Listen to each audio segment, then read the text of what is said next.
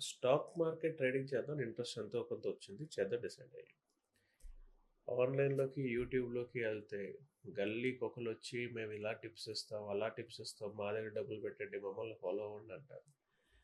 ఇప్పుడు షేర్ మార్కెట్‌లోకి రావాలంటే మినిమమ్ ఎంతుండాలి? మాక్సిమం ఎంతుండాలి?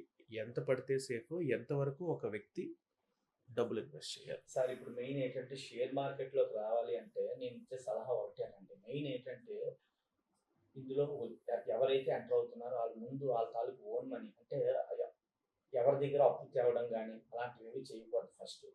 రెండోది మీరు మీ తాలూకా కెపాసిటీని బట్టి అంటే నేను ₹1,00,00,000 పెట్టండి అలా నేను చెప్పను.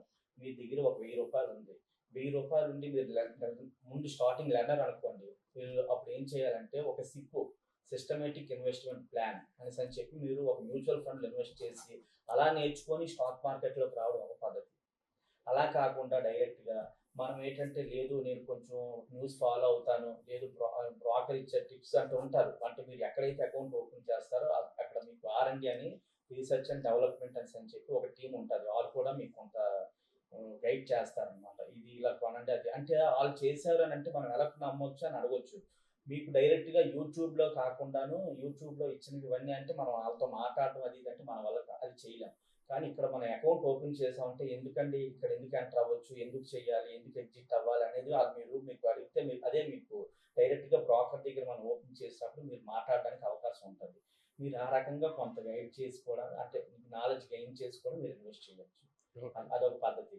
కానీ నా సలహా ఏంటంటే మెయిన్ మీరు ఎంట్రన్స్ అంటే స్టార్టింగ్‌లో ఉన్నారనంటే మాత్రం మార్కెట్‌లో ఎప్పుడు కూడా ఎక్కువ అమౌంట్ అని కాకుండా కొంత మెయిన్ నేను మొదటి పాయింట్ చెప్పాను కదా! అప్పు చేసి పెట్టకూడదు.